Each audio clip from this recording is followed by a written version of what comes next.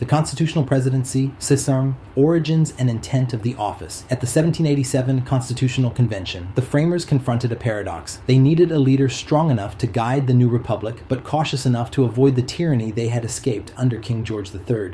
The Articles of Confederation had failed to give the nation executive leadership, leaving it unable to enforce laws or respond rapidly to crises. In designing the Constitution, delegates turned to a bold but balanced solution, a unitary executive with sufficient energy and accountability to act decisively, presented in Federalist No. 70, where Alexander Hamilton argued that unity promotes strength in administration and rulership. The 2. Constitutional Foundation, Article 2, Tinchat Constitutional.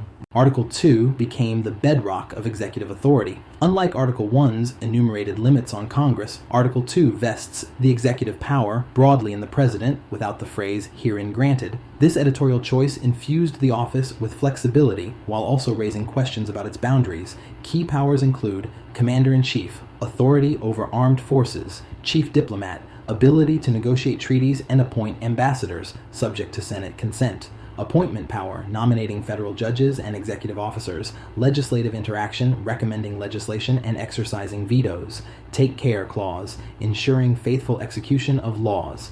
Through these clauses, Article 2 sketches a presidency plan to be powerful but tethered by constitutional checks. 3. Checks, balances, and the unitary executive debate. The Constitution embeds a separation of power system to prevent executive overreach. The President's veto is balanced by Congress's override power, while the Supreme Court maintains the power of judicial review. Congress can counter misuse of executive authority through impeachment and removal. This structure reflects the founders' belief, expressed in Madison's Federalist No. 48, that the legislative branch might need the strictest restraint. In modern political thought, the unitary executive theory has drawn renewed attention. Proponents argue that the president alone holds all executive powers granted by the vesting clause and the take care clause, and thus should control all executive staff and decisions. That is, no external agency should dilute presidential authority. Critics warn that this theory could erode democratic norms and lead toward an imperial presidency. In 2020, the Supreme Court affirmed that the entire executive power indeed lies with the president, but such interpretations remain contentious fees. Presidential tools, orders, signing statements, and public messages. While Congress legislates, presidents often employ tools like executive orders and signing statements to guide the exercise of executive authority. Signing statements, particularly since the Reagan era, have been used to assert constitutional objections or shape interpretations of new laws. These statements have attracted criticism for allowing the president to selectively enforce legislation, a practice that critics equate to a pseudo-line-item veto, yet defenders argue these tools contribute to necessary flexibility in governance and remain within constitutional boundaries under careful use. V. Constitutional restraint and presidential accountability.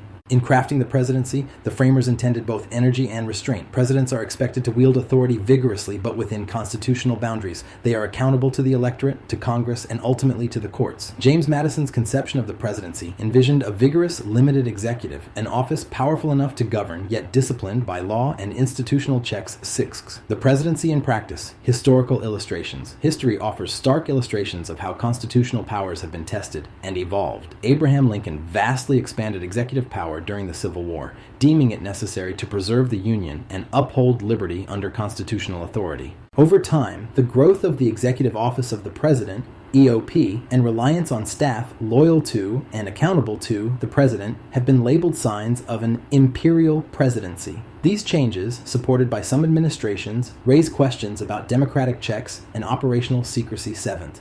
Reflecting on the constitutional presidency. The presidency remains one of the original republic's greatest constitutional experiments. As the framers foresaw, a single chief executive provides centralized leadership. Yet as they hoped, constitutional law, institutional constraints, and civic vigilance continue to define and limit presidential power. This balance between energy and restraint, authority and oversight, defines the American constitutional presidency. Conclusion. Enduring principles. The constitutional presidency remains grounded in the framers' vision, a leader who acts with vigor, steered by law, and bound by institutional limits. From the broad language of Article 2 to the evolving interpretations of modern administrations, the presidency has grown and adapted, but not without enduring questions about power, accountability, and democratic rule.